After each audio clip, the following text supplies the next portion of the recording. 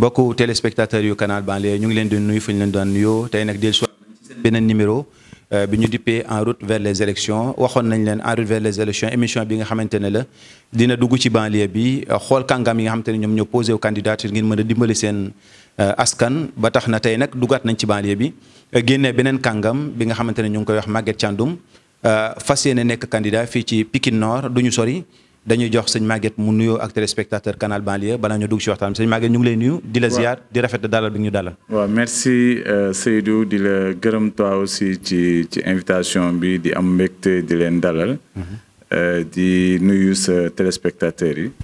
donc di rafet njort que ne waxtaan bi dina doon waxtaan bu yaatu. incha allah surtout li nga xam ne mooy yitteel surtout waa gox. d'accord mu ngi noonu Maguette Thiandoum ñu xam ko bu yàgg ci li nga xamante ne moom mooy yitte jamono waaye nag duñ ci sori ku ñu invité question bu njëkk bi dafay doon nga wax sa parcours parce que nit parcours am dina différencier dinañ gis ki nga xamante ne duñ koy gis mu dem rek mais duñ ko xamal dara tey nag c'est une occasion pour ñi nga xam ne ñoo la doon seen naan kan la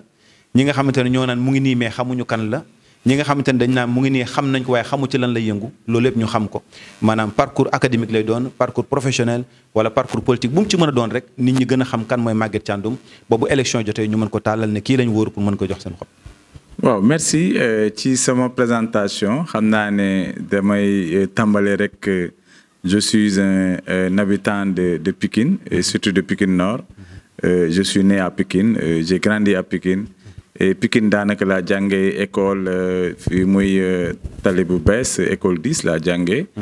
donc jóge fa dem CM Canada donc fa laa defee sama collège. et aussi après dem lycée Limamoulaye fa laa jàngee ba am sama baccalauréat. donc après le baccalauréat j'ai fait une formation en informatique donc et gestion. et par la suite je suis entré juste dans le milieu professionnel. donc booy seet dama teel a dugg ci milieu professionnel parce que dama jàpp ne waroon naa mën a gaaw a teel a dugg ci liggéey. parce que boo amee ay waajur yoo xam ne ay mag la. le plus souvent foog nga teel a mën a liggéey pour mën a participer ci waa kër gi. bon donc à part ça j'ai beaucoup travaillé nag dans le milieu de la société civile man. booy seet ci côté boobu laa gën a voilà je suis un acteur social un acteur de la société civile parce que booy seet depuis 95 j'ai commencé même par le mouvement nawetaan où j'ai participé avec vous au niveau du mouvement nawetaan ci wàllu ASC yi muy football suñu ASC yi muy nekk espoir après j'ai été président j'ai occupé tous les postes presque booy seet au niveau de l'ASC espoir jóge fa aussi j'ai été aussi au niveau de membre de zone. donc je suis membre aussi d'une organisation que nous avons créée. qui s'appelle ECOPEN espace de concertation et d'orientation de Pikine Nord booy seet ECO bi nekk biir Pikine Nord. tey jii ñun ñoo ko tabax ci li ko tabax yépp sama loxo la jaar. parce que depuis 2003 presque booy seet lu bëri liggéey nañ ko. pour vraiment dimbali askanu bi nga xam ne moom mooy Pikine Nord. donc ginnaaw loolu aussi j'ai mis en place benn organisation c'est une ONG aujourd'hui qui s'appelle Réseau Jeunesse Population et Développement du Sénégal. tey jii fi leen recevoir. parce que c'est une organisation boo xam ne c'est de dimension nationale. voire internationale di am ay partenaires yu am solo. ci au niveau Sénégal et puis vraiment di am liggéey bu ëpp am solo aussi jëm ci wàllu xale yi jëm ci wàllu wér-gu-yaram ci wàllu emploi entrepreneuriat. ñu am ci ay partenaires aussi yu am solo yu ñu ciy financé muy Union européenne USAID donc booy seet. wax dëgg yàlla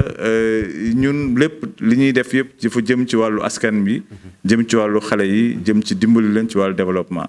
donc tey jii on est coach presque de beaucoup de jeunes au niveau du Sénégal yoo xam ne ñu ci bëri daanaka mën naa ne suñu loxo lañ jaar ci wàllu formation ci wàllu accompagnement donc loolu vraiment lu am solo la peut-être ci may terminer ci présentation yi mooy je suis aussi un acteur du secteur privé parce que je suis directeur d'une entreprise qui s'appelle Bonergie et qui est une entreprise sociale donc qui est présente presque dans 5 régions du Sénégal mu am aussi liggéey bu am solo bu ñuy def pour accès à l'énergie donc aux populations démunies donc daal booy seet ci tënk wax dëgg yàlla yooyu yëpp ay jaar-jaar la bien que mënuma tudd lépp mais xam naa ne loolu mën naa ci wax lu am solo yu am solo mais ñu bëri dañu xam Maguette ci acteur de développement acteur de développement bi aussi ñu bëri dañ la gis rek gis la ci mais mu mel ni am na idée bi fu mu jógee am na lu la metti wala am na li nga xamante ne yaa nga ko denc sa xol dépp ba nga nekkee jeunesse moo tax nga jug rek tàbbi ci ko loolu est-ce que mën nga ñu wax idée bi déjà fan la jógee. waaw xam nga tey jii boo dëkkee ci quartier yi surtout lu mel ni la banlieue pikinoise nga gis nan la nit ñi dëkkee c'est-à-dire dafay metti trop nga juddu bokkoo ci ay kuréel yoo xam ne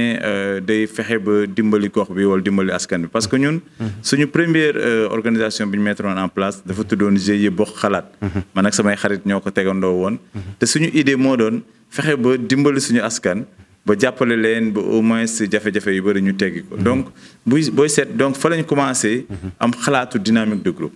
donc aussi yàlla def amour boobu aussi dem ba gën ma dugg ba mooy xool naka la ñuy def ba askan bi ñu dimbali leen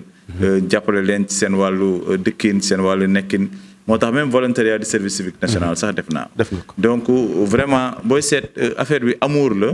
mais aussi jàpp ne gox bi dañ leen war a jàppale te pour ñu jàppale leen état rek doyul état wala collectivité rek doyul donc il fallait que communauté bi ñoom ñu organiser wu seen biir pour que même jàppale bi gën a yomb mais communauté bi organiser seen biir aussi bañ a xaar état ba lépp loo xam ne lu ñu war a mën a régler seen bopp ñu régler ko seen bopp donc loolu mooy vraiment li ma mës a motiver surtout nag jëm ci wàllu ndaw ñi ak jigéen ñi parce que bon booy seet toutes les structures yi nga xam ne liggéey naa ci wàllu ndaw ñi la muy seen encadrement accompagnement donc loolu mooy vraiment sama motivation incha allah bon wax dëgg yàlla moo tax tey jii bu ma ci xuusee dugg ci leneen it xamal ne loolu moom moo jiitu ci man waaw xam naa ne motivation bu yàgg la wax dëgg yàlla bu duré année nit nag dañ naan mag buy naan ndox mu tàng suukar saa tax mais yéen ñi nga xam da ngeen ay acteur de développement ngeen am ngeen li nga xamante ni peut-être mbégte lay doon seen xol boo leen gisee ay xale yu bëri jaar seen loxo réussir est-ce que mën nga ñu jox ay quelques exemples yi nga xamante ni tey boo leen gisee da ngay kontaan xam ne yow sacerdoce bi nga doon def yàlla dimbali sutural na la ci lu bëri. waaw xam nga loolu moom damay faral di joxe toujours l'exemple du maire Bara Gaye moom xam naa ñu bëri xamuñu ko mais je me rappelle très bien bi muy nekk président du conseil communal de la jeunesse bu yëmbal presque booy seet ci ñi nga xam ne jàppale naa ko pour que au moins mu jógee ci commune bu yëmbal yóbbu ko ci au niveau national surtout ci conseil national de la jeunesse parce que ci ñi ko motiver encourager ko jàppale ko tamit vraiment ba tey ji yàlla mën naa ne responsabilité yu mu am yu bëri jëm ci wàllu national conseil boobu dimbali na ko ci loolu donc pour wane ne vraiment c'est quelque chose que je vois avec fierté si je vois une personne donc de son augure qui est aujourd'hui devenu maire qui a été ministre qui a eu beaucoup de responsabilités donc tey jii booy seet ci au niveau de Pikine wala Sénégal il y a beaucoup de jeunes tey jii yoo xam ne dañuy yëngatu ci wàllu société civile ñu ci bëri presque booy seet seen jaar-jaar ci suñu organisation la jaar muy organisation de jeunesse mi nga xam ne la ñu yor aujourd'hui l'actuel président du conseil départemental de la jeunesse de Pikine Ahmed Gueye travaille dans notre organisation tey jii presque booy seet ñoo ko tettee bi muy doon ndaw donc nekk seen biir organisation ba tey jii yàlla may ko ak responsabilité yi mu am ak ñeneen ñoo xam ne ñoo ngi bitim réew ak ñoo xam ne tey jii ñoo ngi ay responsable organisation yu mag lañ presque booy seet donc ñun suñu rôle moo doon naka la ñuy coacher accompagner les jeunes ba ñu nekk ay vrais leaders parce que nous avons su détecter dans benn talent boobu lañu jël nag jéem ko génne ci ñoom parce que pour man loolu laay wax jeunes yi ma ne leen tous les jeunes ont des talents mais problème bi mooy nan la ñuy génnee talent pour permettre leen ñu mën ko exploiter maintenant loolu mooy wane vraiment liggéey bi nga xam ne ñoo ngi koy def te am ci c'est vrai parce que Olof Ndiaye di wax naan képp ko gis am na luy nelaw ci moom bis boo ko yeewoo mu jël bis bu yeewoo rek. mais est-ce que c'était difficile au début parce que dara xëyul xëy rek sotti am na ay jaar-jaar yu metti yi nga xam te ne peut-être mën nga ci dellu si tuuti balaa ñoo ubbi le vélo politique mais parce que acteur de développement man daf ma soxal lu bari parce que damay gis ne banlieue bi les acteurs de développement rek ñoo ko mën a soxalee. waaw xam nga tey jii man du ma ne ay jafe-jafe mais c'est de l'expérience. parce que lépp loo mënti gis expérience nga ciy jëlee. parce que man loolu mooy forger sama personnalité te loolu laay wax nit ñi. man gëw ma ne échec mën na am ci lépp lu ñu mënti def mais nag di nga am ay jafe-jafe ci doxalin bi di nga am ay jafe-jafe parfois pour obtenir yenn financement yi pour que même ci sa biir organisation sax nga mën ko yaatal ni nga ko bëggee parce que mu nekk ci kuréelu ndaw ñi wala mu nekk ci kuréelu mag ñi donc lépp loo ci mënti def tamit ay xëccoo la parce que c'est des programmes que tu dois chercher écrire donc yàlla mën na la ci may financement mën na la ci bañ a may financement daf ci am ay ndaw ñu am yaakaar ci yow jàpp ne war nañ fa mën a liggéey wala soit maintenant ñëw jàng fa expérience di xaar yow affaire yi sotti donc pour wane que ne wax dëgg yàlla affaire yi du dafa jóg rek di dem quoi mais parfois c'est très difficile on n'a pas su avoir des projets et des programmes yoo xam ne permettre na ñu may nit ñi ñu liggéey ci mais aussi vraiment on avait toujours eu l'engagement ci wàllu liggéey bi ba tey jii bu fekkee ne dem nañ bay gérer ay programmes yu mat ay $300,000 $400,000 par an dafa fekk ne donc yàlla may nañu ñu liggéey ko am ci expérience boo xam ne expérience bu yaatu la donc loolu daal mooy wane ne yëf yi du jafe-jafe rek mais dafa laaj liggéey waaw lépp lu liggéey bi gën di yokk rek donc yàlla mën na ci may ndam wax nga dëgg parce que si je comprends bien dama bëgg dégg olof ñuy wax naan bu fekkee saa bu méttee nga daw kon buy neex du la fa fekk. c'est ça kon nag il faut nga téye mu dëgër ba lépp lu métti jàll lu neex soo ko ñëw. c'est ça moom laay wax toujours xale yi ma ne leen dama mos a dégg sax kii wax ko mu ne le problème des jeunes c'est que duñ toog fenn ba dara fekk leen fa. d'accord dañuy toog fenn mu métti rek ñu dem feneen. mu métti foofu ñu dem feneen c'est-à-dire ils n'ont pas le temps d'attendre mu neex quoi. parce que te loolu jàpp naa ne lu am solo nit ki fi boo toogee fenn jàpp ci. nga yàgg ci yàlla mën na la ci fekk si may la ci ndam te loolu lu am solo la. d'accord Maguette yaakaar naa ne loolu lu am solo la mu nekkoon volet développement local bi nga xamante ni ci ngay yëngu parce que ñun bi ñu la xamee ba léegi ci loolu lañ la xam. yàlla def nag mu am beneen ouverture bu ñëw parce que nit moom jéego yi buy gën a yokku teraanga di gën a yokk waaye tam yeneen ouverture di gën a ñëw. loolu moo tax ñun ñu dégg la ci wàllu politique boobu question sax duñ ci sore dañuy laaj lan moo la motiver déjà nga dugg ci politique. waaw xam nga politique. pour man comme li nit ñi wax c'est l'art de gérer la cité. c'est-à-dire pour man jaar-jaar bu normal la. surtout pour un acteur de développement. d'accord parce que tey jii ñun li ñu yitteel yëpp mooy dimbali suñu gox. jàppale suñu askan. donc fexe ba li nga xam ne moom mooy ni ñuy vivre. ñu mën ko yokk gën ko améliorer les conditions de vie. mais ci suñu wàll. bi ñu koy def dañuy dem di wuti ay financement di wuti ay projet wala wuti ay programme di ko def mais du woon alalu askan bi. muy alalu maire yi dañ daan jël di ko utiliser mais gis nañ ne jamono jooju ñuy def yooyu. maire bi ci wàllu boppam. moom ñu ngi ko voté budget bu am solo muy budget 500 millions 800 millions. ba pare moom la nga xam ne ñun la ñuy def au lieu mu def ko ci moom mu def ci lu gën a yées li nga xam ne ñun la ñuy def est-ce que ñun dañuy seet ne dañu ko war a bàyyi mu continuer noonu. di ci def yaataa yumbe. wala est-ce que ñun dañoo war a jóg pour changer loolu. c'est la raison pour laquelle tey jii des gens comme moi.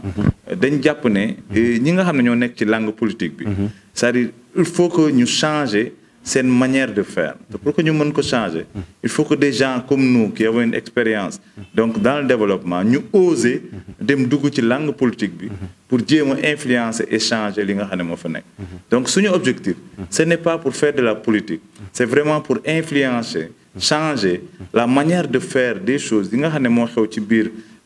politique bi pour que cela aille de mieux. Parce que buñ ko continuer bàyyi noonu wax dëgg yàlla suñu rakk yi suñu doom yi suñu jarbaat yi ñooy continuer di am ay jafe-jafe donc moo tax tey ñu dugg ci tëgg suñu ndënd comme tout le monde pour montrer aux gens que ne il est temps maintenant que des gens comme nous autres ñu ñëw laaj gox bi di am yaakaar ne nag aussi askan bi dinañ comprendre li nga xam ne moom mooy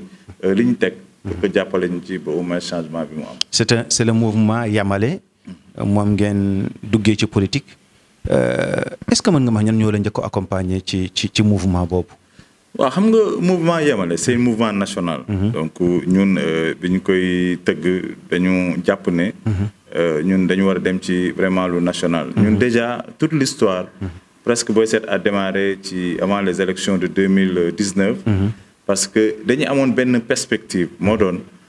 pour la banlieue. dañu bëggoon que le président qui sera élu en 2019. mu ñëw ci banlieue bi tëgg fi benn programme bu tudd programme d'urgence banlieue parce que ñun man j'ai des bureaux dans les régions comme j'ai dit je vois ce que le président Macky Sall a fait dans les sud surtout ak dans le nord avec le PUDC un programme d'urgence pour le développement communautaire gis nañ aussi li mu def ci PUMA programme d'urgence pour la modernisation kon yooyu c'est des programmes yoo xam ne c'est fort appréciable. voilà c'est des programmes yoo xam ne yu am solo yu am xaalis bu bari état di ko investir ci dans les zones frontalières wala ci àll bi mais banlieue bi nga xam ne ñun fa lañ dëkk amuñu fi benn programme boo xam ne programme bu am solo la bu état jël daat ne lii naa ko jégleel banlieue bi te pourtant ci banlieue bi fa la population bi nekk sax ndax fële muy def xaalis ba presque booy seet nit ñëpp ñoo ngi ci banlieue bi donc ñu ne mënuma comprendre loolu na la mën a amee moo taxoon ñun ñu préparé woon suñu programme tuddee ko programme d'urgence banlieue dem xool bu ñu waxtaanee kan lañ war a jël tànn ko def ko président ñu jàpp ne bu ñu ko tànnee président moom dina régler suñu problème donc si lañuy jàkkaaroon ne le président Macky Sall ñun moo gënoon nekk ku mën a war a jël affaire bi ñu jàppale ko pour que mu jël ko donc si lañ créé woon suñu mouvement mu tuddoon mouvement banlieue émergent mais yàlla def bi élection yi jàllee donc liñ ci doon xaar yëpp gisuñu ko ci sama naataangoo yi ñu toog ñu waxtaanaat suñu biir daal ne tur bi tamit dafa doonoon loo xam ne da doon déranger parce que dafa mel ni waaw boo nee émergent fenn rek nga mën a dem aussi dafa mel ni APR la kii parce que l'émergence moom c'est APR moo ko moom voilà fekk ñun loolu tax ñu woon jóg xëy na dañ bëggoon ànd en vogue avec surtout l'émergence de notre pays maintenant comme le nom ne le permettait pas donc c'est la raison pour laquelle ñun ñu toog ñu waxtaanaat suñu biir ñu mettre en place beneen mouvement bi tudd Yamale donc ci lañ nekk maintenant di ko liggéey ndax Yamale pour ñun le nom tur bi rek indi na borom quoi mooy il faut maintenant qu'on crée l'équilibre il faut qu'on crée au moins l'équité sociale il faut que l'équité environnementale donc loolu moo tax tey ji ñun ñu jóge ci li nga xam ne moo doon mouvement banlieue émergent donc dem ci vraiment li nga xam ne mooy équité. mais bi ngeen nekkee ci mouvement banlieue émergent parce que si je comprends bien après les élections vous dites que vous êtes un peu déçu. parce que li ngeen yaakaaroon am ko mais est-ce que toogoon ngeen ak autorité yi balaa ngeen di def partenariat wax leen yéen li ngeen di xaar ci ñoom du xaalis bu ñu leen di jox mais ñu dimbali banlieue au moins. est-ce que amoon ngeen ki nga xam ne toogoon ngeen ak moom que ça soit un ministre wala quelqu'un ki nga xam ne porteur de voix la woon au niveau de l'APR pour mu solutionner seeni problème. Mais l'ancien ministre de la Jeunesse, Pape Gorgui Ndong, nous avons beaucoup discuté avec lui. Presque ba seet bi ñuy def suñu lancement mouvement bi sax moo nga fa woon. Donc le programme jël nañ ko sax ba teg ko ci loxoom. ba mu naan ñu sax bu ñu ko tuddee programme d'urgence banlieue nañ ko tuddee programme développement de la banlieue. Donc ça veut dire que ils sont au courant de notre projet et de notre intérêt avant les élections. Donc c'est la raison pour laquelle nous avons bâti campagne pour que moom mu toog fi. Mais xam nga tamit ñi ci kaw parfois duñu dégg ñi ci suuf lu ñu wax et c'est la raison pour laquelle xëy na bon le président soit n'est pas informé ou bien soit ñi ko dendal waxuñu ko dara wala soit bon il est informé mais yeneen leneen la xalaat moo tax ñun insister woon trop ci à le changer mais gis nañ ne moo tax élection yi ñu jub si mu doon am solo trop pour ñun pour que ñu mën ci participer pour au moins maintenant exister comme une réalité et pour que ñun ñu mën a jël suñu main suñu destin en main ñu mën a changer mbir. D'accord loolu c'est très important mais élection yi mu demee nii tëralin bi moo tax kenn ku nekk coalition rek nga mën a demee parce que bu doon élection yi nga xam te ne kenn ku nekk da ngay ber sa ndënd bu ñu gañee ñu xool si ñu beroon seen dënd kan la ñuy samp maire mais loolu demeewul noonu léegi élection yi kenn ku nekk da nga war am coalition bu dëgër nga def sa candidature am tête de liste bu ñu voté lee ñooñu ñu jël majorité jël mais yéen mouvement Yamale dafa mel ni am na ci beneen mouvement bi nga xamante ni moom ngeen àndandool ba ñu mën la samp yow ndax candidat yi dama bëggoon a xam candidat yooyu ñan ak ñan la woon bu fekkente ne takk nga seen tur wala boog investiture nan la demoon ndax metti woon na balaa ñu la choisir parce que ñuy fàttali téléspectateurs yow yaay représentant yow yaay tête de liste mouvement Yamale wala gëm sa bopp bu Bougane Gueye Dany ici à Pikine Nord. waaw merci xam nga tey jii bi ñuy doog di door ñun dañ jàppoon ne mënoon nañ demal suñu bopp. ci lañ nekkoon sax di ko liggéey. loolu moo taxoon ñu teg suñu coalition tuddee ko Yamale. donc au-delà du mouvement. ñu cherché woon d'autres organisations et ONG. yoo xam ne dañ nekk ci même dans les autres communes. ñu tëgg suñu coalition tuddee ko Yamale pour que ñun ñu dem ci vers les élections. mais comme dañoo xawoon yéex a jóg. parce que les perspectives c'était d'avoir au moins 2 partis politiques minimum. pour que ñu constituer au moins notre coalition. mais vraiment on était prêt à chercher la caution à déposer et dem participer ci élection yi mais yàlla def li muy def bon ñu demoon ci Yewwi Askan bi jàppoon ne aussi Yewwi Askan bi waroon nañu mën a yeewi ba permettre que ñu mën a ànd ak ñoom mais gis nañ ne wax dëgg yàlla ni ñu organiser woo dafa mel ni Yewwi Askan bi Yewwi ñaari nit la ñaari coalition ñaari organisation donc bi ñu gisee loolu tamit gisuñu fa lu dal suñu xel tamit ñu génn yàlla def na ne si lañ gisee ak coalition Bougane ñu ànd ci ensemble mais quand même vraiment c'est même la coalition pour ñun qui répond mieux à nos attentes parce que la coalition Gëm Sa Bopp c'est un chef d'entreprise un entrepreneur moo fa nekk ci kaw te ñun aussi nous sommes des chefs d'entreprise ay entrepreneurs lañ jàpp nañ ne yoon bi mooy yoon bi gën ci ñun moo tax xëy na yeneen yi jafe ñu ba lii yombuñu waaw wax dëgg yàlla ki ñu ko seqal et puis ñoo ngi ciy liggéey bu am solo fii au niveau de Pikine Nord moo tax on a eu aucune difficulté dans le cadre de l'investiture parce que Soxna Awa Cissé moo ñu tànnal boppam ñu tànn ko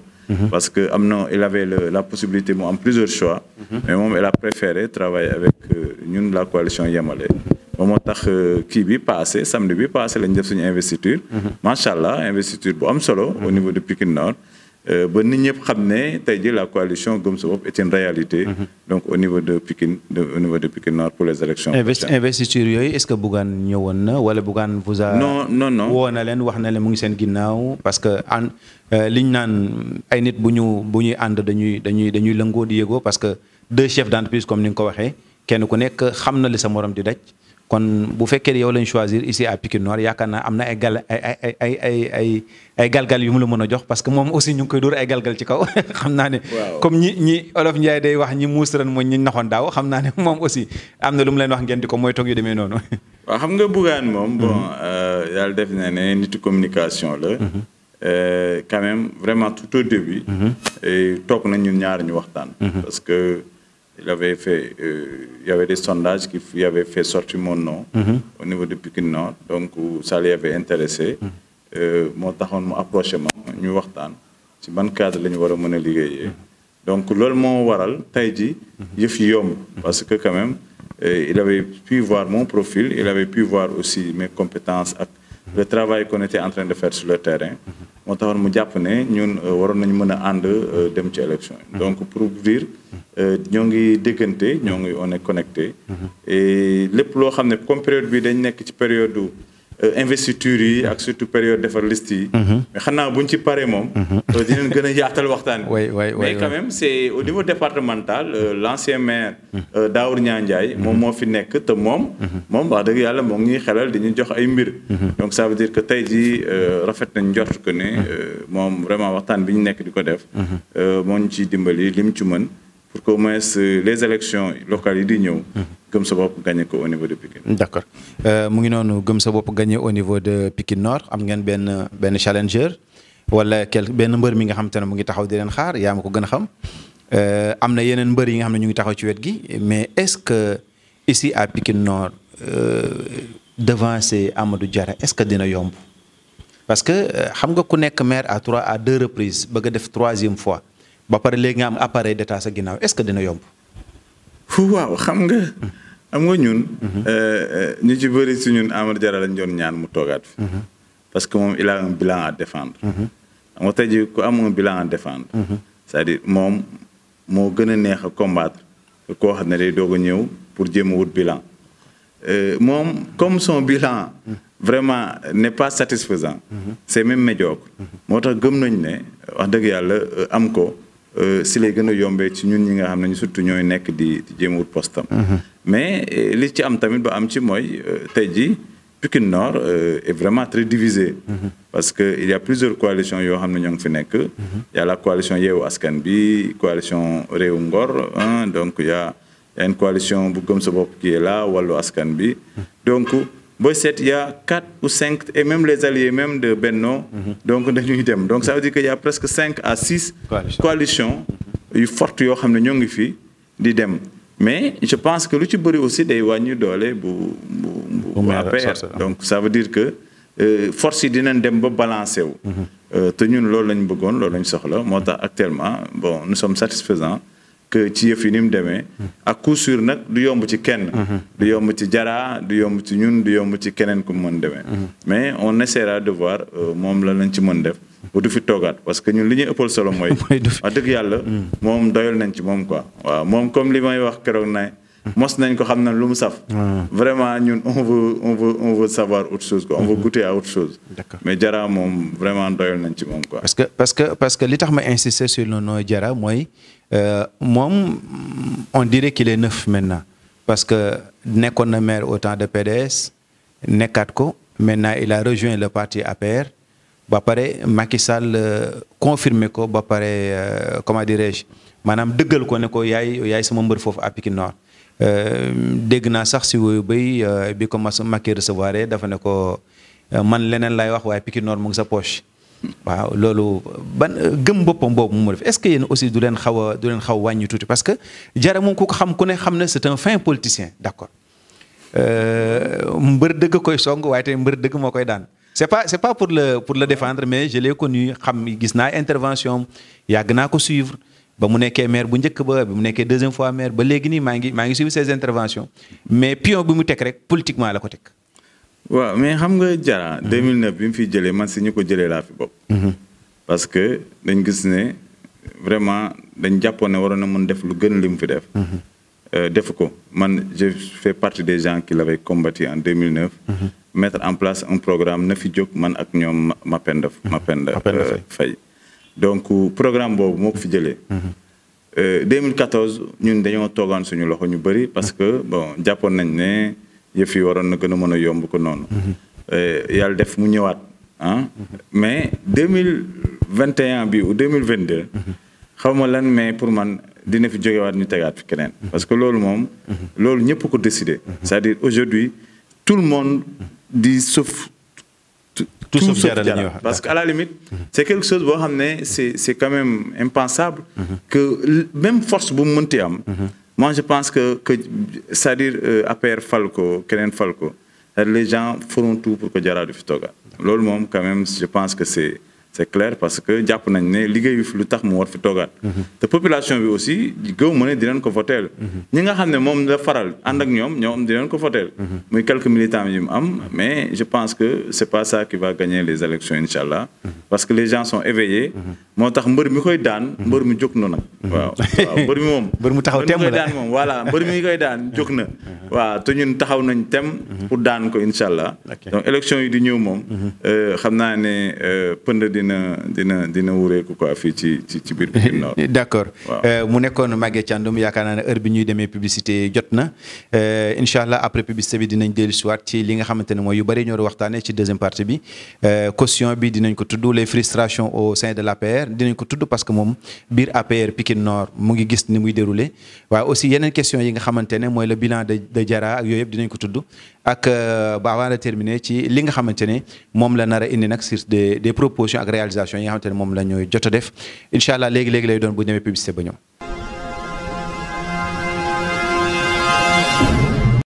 Vous avez le bac et vous aimeriez continuer vos études dans une grande école? Alors ne vous inquiétez pas, ISEG Pikine est là pour vous servir. Après une première rentrée réussie, ISEG Pikine vous ouvre à nouveau ses portes. Oui, vous pouvez d'ores et déjà vous inscrire pour cette deuxième rentrée dans la plus grande école de la banlieue. Avec des salles de cours spacieuses, confortables. macha allah seetaan nañ publicité bu am solo boobu nga xamante ne Canal Banlieue moo ci nekk en partenariat ak ISEG Pikine fas yéene jébbal xale yi nga xamante ne ñooy jàng ay bourse pour ñu mën a eggali seen jàng rawatina ñi nga xamante ne dañoo néew doole ak ay filières de formation yu bëri yi nga xamante ne gis ngeen ko ci publicité bi dañuy dellusiwaat nag si biir émission bi ñu ngi leen fàttali ne ñu ngi dalal ki nga xamante ne moom mooy Maguette Thiandoum yor mouvement Yamale mais aussi nekk candidat ci ki nga xamante ne moom mooy mairie Pikine Nord bëgg a briguer la mairie bi nga xamante ne mooy élection yi di ñëw léegi waxtaan bi fi ñu ñamoon dañ ciy sof rek continuer muy deuxième partie bi Maguette waxoon nañu incha allah bu ñu dellusee dinañ wax li nga xamante ne ay coow la yi nga xamante ne amoon na fi xam naa sax peut-être yenn yi doo ci bëgg a dugg mais comme ça ñu am éclaircissement par rapport à ça ndax fan yee passé déggoon nañ les partisans de Lamine Gueye les partisans du maire sortant Amadou Diarra ñu doon xëccoo sur des certificats de résidence ba police intervenir woon ba ñu amoon ay gaañante ay yu demee noonu yow bi nga toggee de loin ban appréciation nga def ci këral yi nga xamante ne moom moo amoon. bon xam nga bon man je pense que j'avais même fait une interview ci période boobu. Je pense que même je l'avais fait avec votre canal ou bien avec notre canal. Pour voir que c'est dommage que aujourd'hui banlieue bi fi mu toll nii ñu fi indi yenn violence wala di ko fi commencer. Parce que banlieue bi moom xam nga bon fii ay bañkat rek a fi nekk quoi. te am na loo xam ne bu fi xasee bu dugg rek mën na indi ay jafe-jafe yu rëy. ndax le problème des certificats de résidence pour man yow gisuma woon lu jar vraiment yenn xëccoo yi ak yenn xeex yi parce que à l'époque c'est vrai que nit ñi amoon nañ problème pour jot këyit yi parce que quand même au niveau de la mairie il y avait vraiment des blocages xam naa ne yu amoon ci heure yi ñuy commencer heure yi ñuy wàcc ak comment au moins ñuy mën a joxe certificat de résidence yi mais beneen bi aussi moo doon aussi commission bi je pense que les gens de RV dañ ko fa bëggoon jëlee surtout loolu moo gënoon suscité aussi tamit yenn débat yi ba cooki yi amoon fa mais man ñun xam ne ñun moo doon suñu position moo doon tey ji ay élection surtout locale ñun ñëpp ay mbokk lañ ñun ñëpp ay dëkkandoo lañ presque booy seet dafa dul rafet nit ñi di ci xeex di ci xuloo ba ciy gaañante parce que ki nga xam ne moom lañ ci gaañ muy Ousseynou Ndiaye wax dëgg yàlla tey ji lu bëri ñàkk na ko ci mbir mi te xëy na mar de taali dara mënoon na ko ci dal donc walu gën a graaw oui parce que xeex bi bu demoon ba mel ne neen beneen affaire lay doon ki nga xam ne aussi lañ ci jàppoon yóbbu ko ci police jàppoon ne moom newoon na moo def mbir mi xam nga loolu aussi tamit njabootam wax dëgg yàlla bu doon seen sago loolu du fi am donc pour dire que les violences ci wàllu vraiment élection moi je pense que lu ñu war a bannir la ñi nga xam ne ñooy leaders yi devraient être les premiers à réagir à ne pas au moins encourager ce genre de violence mais malheureusement li ñu seetlu mooy parfois leaders yi aussi ñoom ñooy gën a xam ba kii bi ba yëf yi jafe-jafe yi du mën a taar mais en tout cas à notre niveau nous on pense que les élections yi ñu jëm si incha allah lépp loo xam ne ci wàllu violence la donc dinañ ko teg ko fële moo tax bëgg nañ incha allah bu candidat yi passé bu candidature yi passé ba ñu confirmer liste yi ñu inviter l'ensemble des candidats à signer une charte de non-violence parce que pour man cette charte de non-violence moom moo ñu war a mën a permettre durant toute la campagne képp koo xam ne candidat nga di nga gis sa moroomu candidat nga nuyu ko ngeen avancé ku ci nekk yàlla may la jàmm ba bu élection yi jàllee ki gagné ñu félicité ko mu avance te xam ne Pikine Nord moom restera Pikine Nord et les habitants ne se déplaceront pas donc ki nga xam ne moom mën a gagné élection yi te mu jaar ci yoon nit ñi votel ko bu boobaa après nit ñi félicité ko ñu passé à autre chose je pense que man loolu daal mooy sama gis-gis te noonu lañ jàppee ne ñun au niveau de notre coalition loolu mooy li nga xam ne mooy li yenu maanaam kon ci gàttal mën nañu xalaat ne yéen kenn xaarul ci yéen violence waaw non loolu moom jarul sa xalaat parce que ñun bu ñu demee ba tuddee suñu bopp yamale wala gëm suñu bopp donc ñun dañ jàpp ne violence moom c'est vraiment à éviter quoi parce que dafa mës di yàq te mën na jur leneen lu ëpp li nga xam ne moom la tàmbalee parce que bu fekkee ne man da nga ma def violence seen waa kër génn fayeeku sama morom génn fayeeku ñëw nga def violence ci quelqu'un kooku aussi seen waa kër génn mais xam nga seen chaîne infernale kenn du mës a baal moromam quoi parce que ku ci nekk bu dalee keneen ki rek mu kii da ngay xool ce qui se passe actuellement à Casamance avec le cas Sonko et Doudou Ka ils se sont encore battus il paraît que à l'aéroport donc c'est vraiment des situations yoo xam ne doo xam fu muy am te mar day taale comme lu bakkan mën na ci rot ba après mooy loolu est-ce que élection yi jar na ko est-ce que vraiment bakkan àdduna war na ci daanu surtout ci ay xëccoo je pense que loolu c'est pas normal d'accord alors on a vu comme ni ñu ko waxee woon léegi xaw nañ tuddi parenthèse bu tuuti Amadou Diarra nekk maire nekkat maire bëgg sampan dëndam une troisième fois vous avez un peu brossé les réalisations du maire mais duggoo ci au fond est-ce que mën nañu xalaat ban bilan le maire def yow mi nga xam ne yaa ngi dëkk ak moom gis bilan bi mu def nga mën ko sanctionner ba xam c'est positif ou c'est négatif. waaw xam nga keroog dama dégg le maire Amadou Diarra ci benn panel. muy wax daat ne bilan ku ko laaj bilan. da lay wax ne la nga dem laaj ko sa yaay wala nga laaj ko ci say waajur ndax bilan bu nekk def na ko ci këram. mooy wane ne xam naa ne financé na lii joxe na lii wala joxe na lële. xam nga genre kàddu yooyu mooy wane que ne deful bilan. bu tax ñuy wax parce que Pikine Nord Jara bi mu fi nekkee depuis Abou Touré la woon. ndem si yàlla Abou Touré la Jara nekkoon premier adjoint au maire presque moo yoroon lépp. yàlla def ndem si yàlla Abou Touré bi mu gaañoo ñuy renouveler élection yi. Cheikh Diop ñëw. Jara kenn mujj ko fal mu dem bi Cheikh Diop jógee dem Jara ñëwaat nekk fa maire. Jara nekk na fi benn mandat ba jeex def fi dara ñu jëlee ko fi biñ ko fi jëlee yàlla def ñu yàppoon ne dina tane mu ñëwaat mais gën a yées donc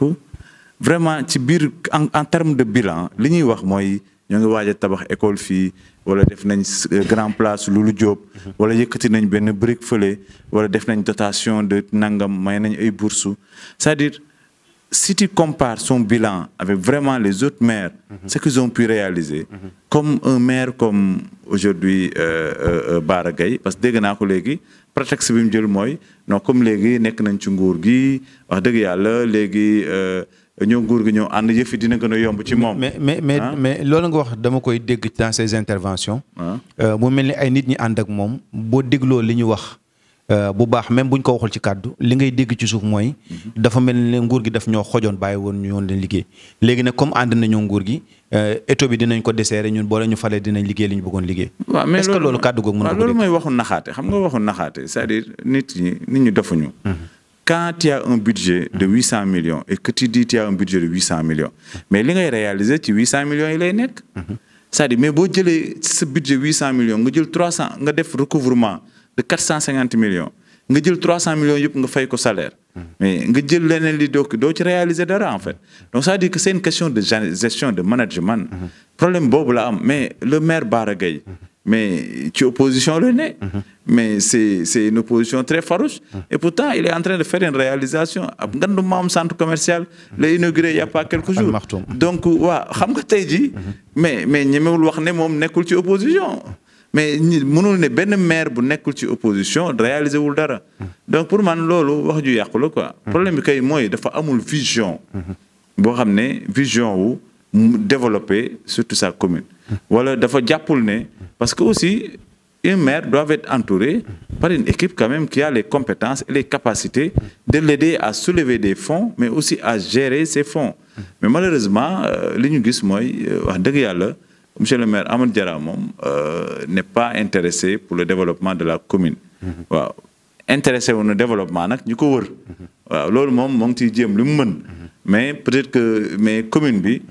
du ñu ko wër rek ñoo ko moom. commune bi ça appartient à toute la population de Pikine Nord. moo tax bépp loo xam ne ay moyens la lu tegu ci loxoom. li ñuy xaar ci moom. mooy mu delloo ko ci askan bi wala soit mu tabax ci loo xam ne dina permettre nit ñi ay infrastructures. wala ay édifices publics yoo xam ne dina gën a mën a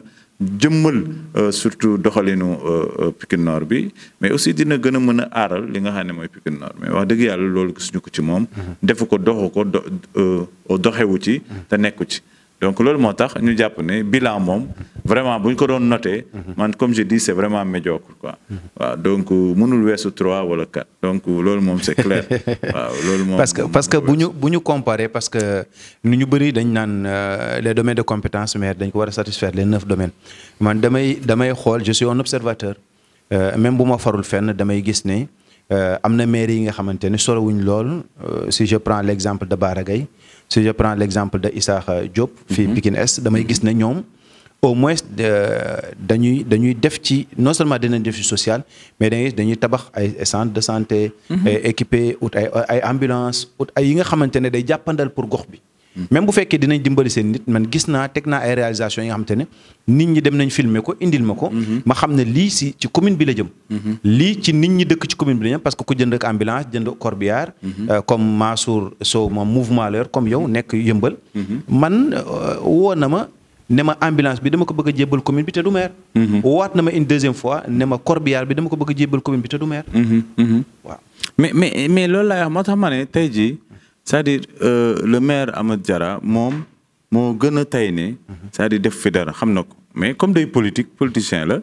donc foog mu jéem a tourner ñu lëndëm quoi wan leen ne def na fi lii def na fa lële xam nga maa ngi dégg keroog sax mu naan am na benn 3e poste de santé bu ñuy def mais xam na ne c'est le maire de la ville moo koy samp mais foog mu jéem a tourner ñu lëndëm donc pour man politique la nekk wax dëgg yàlla loolu aussi je le comprends parce que moom day politique quoi mais ñun dañoo weesu politique parce que quand même fi mu toll nii dañuy wax lan la ñuy développer la commune te pour développer la commune doit faire politique c'est véritablement ay idée la ay xalaat la ay projet la donc ay financement la loolu mooy permettre ñu développer commune bi te moom ñoo ngi koy xaar ci loolu gisuñu ko moo tax lépp luñ ci mënti def dinañ ko def ba vraiment yëf yi mu jaar ci niñ ko bëggee mais en tout cas daal pour le moment le maire Amadou Diarra liggéeyul liñ koy xaar li population bi soxla ci moom defu ko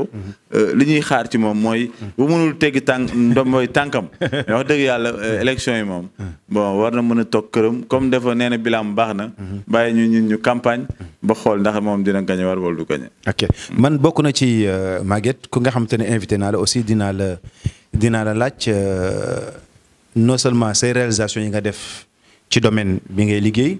mais aussi li nga xamante ni fas nga ko yéene def bu fekkente ne da nga jël par exemple comme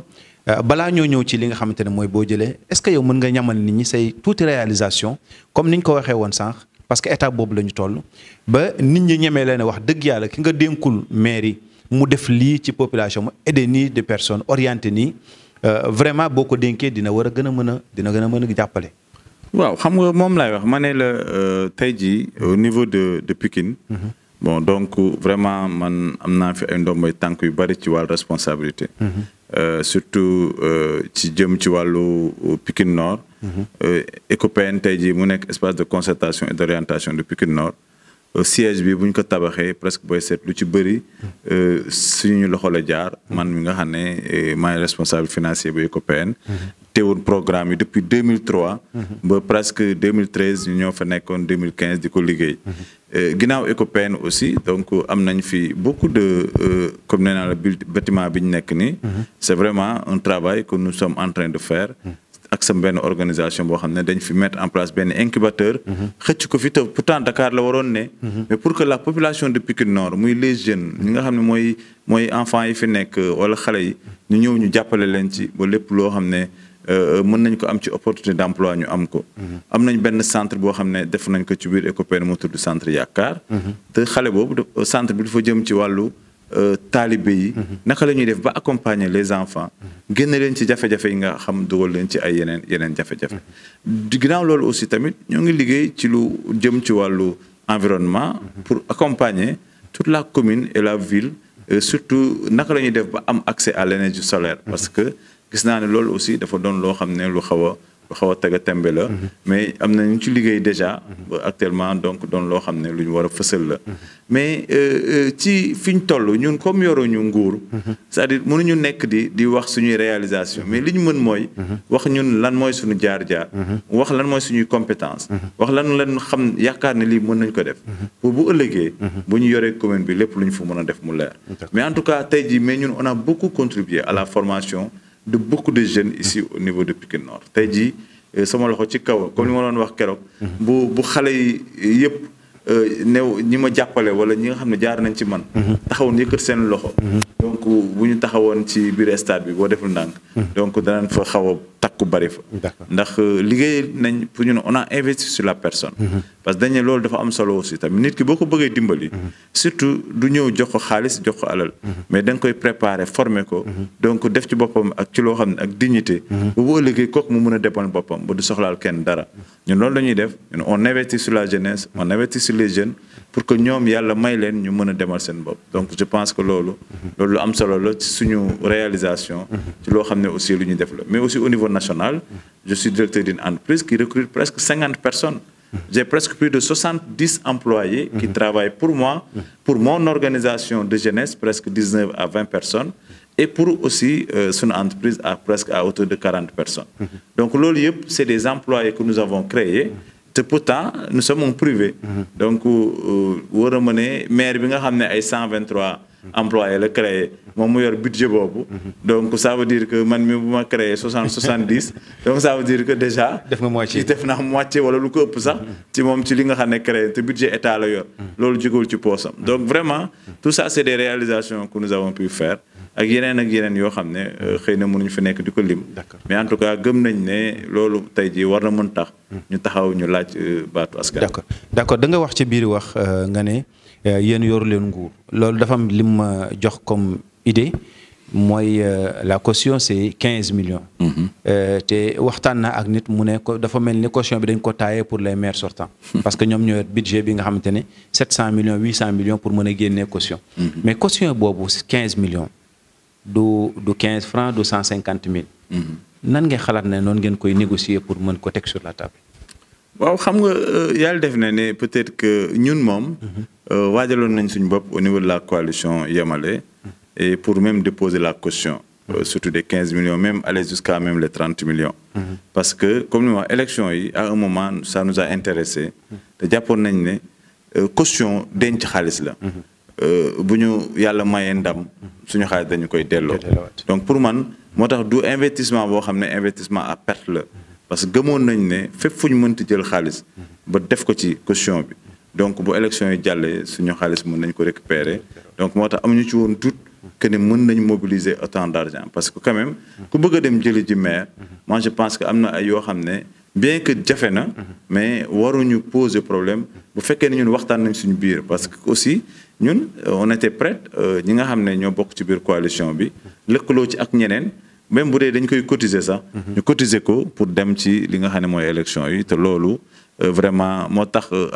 tiituñu ci bu baax mais nag pour éviter que élection yi mu nekk élection des riches moi je pense que l'État devrait aussi changer cette forme d'aller vers de candidater mais de déposer une caution pour participer à ces élections parce que 15 millions quand même dafa takku trop quoi waroon na ko mën a wàññi ba nga xam ne dina permettre nit ñi gën a mën a dem ci élection yi. Des gens avaient proposé 5 millions surtout dans les. Je pense c'est ça 5 millions ou à la limite maximum peut-être que 10 millions. Mais 5 millions ou 10 millions mais quand même je trouve que 15 millions communal 15 millions départemental dafa bari ville donc je pense que loolu ay jafe-jafe la yoo xam ne quand même nos organisations devraient se battre pour que la prochaine fois lors des prochaines élections yu mel noonu ñu bañ ko am. D'accord Maguette yaakaar naa ñu ngi ci njeexital émission bi mais ñun ku ñu invité rek ngay kàngam nekk ci banlieue bi dañuy yéene sa xam-xam sa mën-mën population bi nga xam te ne moom nga dëkkee ba tax na dañu lay laaj bu fekkoon tey yàlla dogal na nga jël mairie bi yaakaar naa am na injustice yoo bëgg a réparer am na idées yi nga xam te ne bëgg nga ko samp mais lépp mënoo ko defandoo lan ngay jiital ci li nga xam te ne moom nga fas yéene def pour nit ñi xam ne fi nga signalé baax na. waaw xam nga moom laay wax ma ne ñun yàlla def na ne am nañu une expérience de plus de 10 ans. presque 20 ans dans le management et dans la gestion man je suis directeur d'une entreprise depuis presque 10 ans 2013 jusqu'à maintenant c'est une grosse entreprise. donc nous savons c'est quoi gérer une entreprise te pour man dama ne mairie. boo ko waree gérer foog nga gérer ko comme une entreprise. parce que bien que nous sommes une entreprise sociale. parce que da nga war a am ay recettes. donc da nga war a def ay dépenses. il y a des investissements à faire. donc loolu yëpp dépense boo war a prévoir ak charge. ak investissement dafa war a fekk nga am recette bi ci wet gi. ndax boo amul recette bi. nga mën a di ko mën def. donc c'est important. que yow nga mën a créer ay richesses. ay recettes yoo xam ne dina la permettre investissement boo bëgg a def nga mën ko def wala soit di nga wut coopération technique bu la may moyens yu suffisant yoo xam ne di nga mën a réaliser li nga war a réaliser wala soit di nga mën a jëlee ci état bi ay moyens yoo xam ne ci fonds de dotation bi wala yeneen fonds yi pour mu permettre le investissement bi nga def ko donc tey jii boo nekk maire c'est-à-dire da nga war a xam d'abord quelles sont les possibilités de recettes yi nga mën a am pour que investissement bi nga bëgg a def nga mën ko def mais bu fekkee da nga ñëw rek dama bëgg a nekk maire ne après di jéego xool nooy def loolu day poser problème mais nous dans notre lecture nous avons bien analysé que il y a des problèmes surtout dans la recette municipale dans les recettes municipales il y a un vrai problème parce que quand le maire peut se permettre de budgétiser 800 millions et que après recouvrer 450 millions, il y a un problème. Donc il y a un gap de presque 350 millions. Yo xamné maire bi soit il l'a mal budgétisé ou soit il l'a budgétisé mais il ne l'a pas recouvré. Donc ça pose un problème. Donc ñun suñu xalaat moy comment permettre à ce que inchallah bu fekké né jël nañ maire bi donc tout ce qui concerne la recette municipale donc au moins ñu mën ko recouvrer entièrement et avec peut-être que les collectes yi nga xamné mom mo ñu koy permettre wala yenen fonds yo xamné état bi jël nañ ko joxé nañ ko pour que quand même lepp lo mëna planifier dans ton budget au moins à hauteur de 80% nga mën ko réaliser. Donc je pense que lolu moy les premières actions donc on va aller vers la digitalisation quand même surtout des recettes yi nga xamné moy les recettes municipales pour faire de la transparence dans cette collecte de recettes là parce que lolu mom moy indi jafé-jafé nga xamné tay ji sa planification budgétaire donc do ci mëna am ni nga bëgg ci dans les dépenses prévues. Donc ça c'est une priorité que nous voulons faire et l'autre aspect aussi nous pensons que c'est capital et fondamental. Aujourd'hui le Sénégal surtout la Pikine banlieue l'artisanat est au cœur du développement de notre localité. Donc presque c'est le secteur informel et même la base fi lepp lu ñu mënti wax tout est informel quoi. Comme boutique cogni, ci quartier, menuisier métallique, menuisier bois, tailleur nangam. Et pourtant, ce sont ces gens-là qui devraient presque contribuer sur le développement de notre municipalité. Mais d'une côté, parce qu'à la limite, ils ne sont pas accompagnés, ils ne sont pas encadrés, ils ne sont pas soutenus. Donc nous, notre politique, moi, comment mettre en place un centre artisanat, donc vraiment d'excellence, qui permettrait de prendre en charge l'ensemble des structures, des opportunités économiques qui existent au niveau de Pikine Nord pour jéem a xool naka lañ leen di accompagner formaliser leen permettre leen seen business gën a développer pour que au moins eux aussi qu'ils puissent contribuer au développement donc de la localité. Donc je pense que loolu ça permettra d'augmenter des recettes et ça permettra à la commune aussi donc d'avoir accès à des ressources additionnelles pour engager un investissement. Nous avons aussi d'autres programmes que nous avons en tête dans les différents domaines de compétences qui sont transférés, et que ce soit en termes d'éducation, que ce soit en termes de santé. Donc, il y a un programme qui est développé. Non, il y a eu ça qui est développé parce que l'autre, je me signalé une émission qui m'a défendu, où a développé un peu de programme. Je suis un candidat. Bëgguma kenn ñu sàcc idée ndax damay cof rek waaw ndax xalaat dafa metti te gaay bi day tëdd yeewu utiliser sa xalaat alors li ma bëggoon ñu terminer mooy def nga management wax nañ bu yàlla joxoon maire bi li nga bëgg a programme mais est-ce que démarche solitaire la wala da ngay tàllal loxo tous les candidats wan leen ne Pikine Nord ñun ñëpp ñoo ko bokk yéen ñëpp fi ngeen juddoo fi ngeen màggee fi ngeen amee xam-xam kon kaay leen ñu liggéey suñu gox. Non, nous, Inch'Allah, il y a même avant même que l'élection. Je pense que même les candidats, vraiment, nous avons de très bonnes relations. Machallah. Et go mener,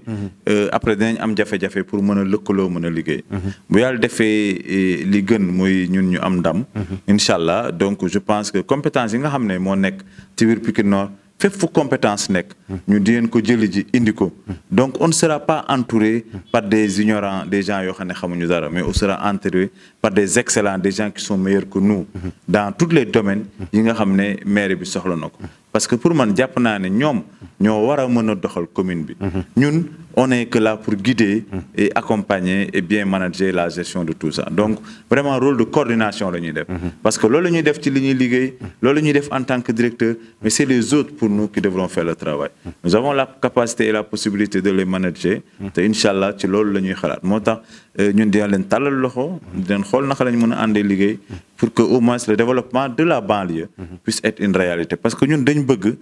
def benn tache d'huile au niveau de la commune pour que tache d'huile boobu yéeg au niveau de la ville et même mën a yéeg au niveau national parce que jàpp naa ne tey jii doomu banlieue bi war nañ mën a accéder au niveau de responsabilité très haute dans ce pays là ñun loolu mooy suñu mébét du ñëw rek toog fii mais dañu ñëw pour liggéey fi loo xam ne ba bu ëllëgee donc ville bi donc lépp luñ ciy wax di ko ci doxal ñun mën nañ ci am cër mais aussi rax ci dolli réew mi lépp luñ fi waxal di ko fi def war nañ ci mën a am cër ba au moins ñu delloo ko baal yëpp. Maguette ñu ngi may wax ne suma émission jeex na tàkk temps bi ñu joxoon matal nañ ko macha allah ci tontu yu am solo yi waaye tamit xam naa dañuy wax li duuf ci nag bépp xajandoowul ci cin li doon mel bu ci xànjee sax xajandoowu ci moo tax dañ koy dog ba beneen yoon dañ lay jox rek nga wax. ce dernier mot looy tàggatoo ak ñi nga xamante ne ñoo ànd ak yow ak ñi nga xamante ne ñooy ànd ak yow di liggéey ak ñi nga xamante ne aussi ñoo lay ñaanal donte mënuñu ànd ak yow mais ñu ngi toog fa la yor course di la ñaanal. waaw xanaa di leen gërëm vraiment di leen gërëm aussi ci invitation bi di leen sant. C'est vrai que période bi dafa difficile. mais parce que nous sommes sur la dernière ligne droite. sur le dépôt de nos listes de candidature. mais incha allah bu yàlla defee jàmm moom. bu élection yi bu lii lépp jeexee. ñun dinañ wàcc ci réew mi. wàcc ci gox bi. donc def ay porte à porte waxtaan ak mbooloo mi wax expliquer leen suñu programme. leeral leen fi ñu bëgg a dem. donc pour au moins liggéey bi nga xam ne moom la ñuy xaar ci ñun donc ñu présenter leen ko. donc moo tax on fait un appel à l'ensemble des Pikinois.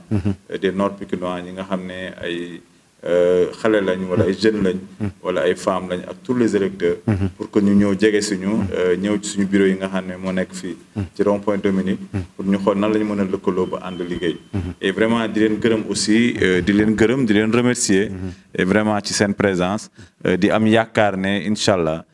ci lu yàggul rek di leen gisewaat. incha allah gën a yaatal waxtaan bi. incha allah xool naka la ñuy def même ba accompagner vraiment toute votre belle initiative. muy Canal Banlieue TV. ba quand même toute la banlieue puisse se retrouver avec ce que vous faites. et puis même ba avoir une télévision quand même pourquoi pas même encore plus grande que ça merci beaucoup en tout cas et félicitations à tous mes amis. d'accord kon mu ngi noonu yaakaar naa ne tey beneen kàngam lañ jëloon ci banlieue bi mu tudd Maguette Thiandoum bokk ci mouvement Yamale waaye tamit ñu xam ko ci acteur de développement gis ngeen fi li mu fi xel yëpp ci xalaat yaakaar naa ne banlieue mooy lii koo ci jox micro rek mu wax li nga xamante ne mën na développer banlieue mën na développer ville mën na développer lu raw sax banlieue. Maguette ñu ngi lay gërëm di la sant di ñaan yàlla idée yi nga am yàlla yàlla sottil ñi nga àndal yàlla leen yàlla teg loxo initiative bi nga xamante ne moo am yàlla leen ci yàlla jottali te mu doon li gën ci yoon. mbokk mu ngi noonu beneen kàngam la woon tey ji Maguette Thiandoum incha allah beneen émission dinañ dem seetuwaat beneen kàngam ci biir banlieue bi. taalal ko micro moom tamit lépp lu mu naal ci pour commune am mu fas yéene ko joxe noonu lay demee fii ci biir Canal Banlieue noonu lay demee ci biir en route vers les émissions en route vers les élections asalaamaaleykum wa rahmatulahi taala wa barakaatu. Vous avez le bac et vous aimeriez continuer vos études dans une grande école? Alors ne vous inquiétez pas, ISEG Pikine est là pour vous servir. Après une première rentrée réussie, ISEG Pikine vous ouvre à nouveau ses portes. Oui, vous pouvez d'ores et déjà vous inscrire pour cette deuxième rentrée dans la plus grande école de la banlieue. Avec des salles de cours spacieuses, confortables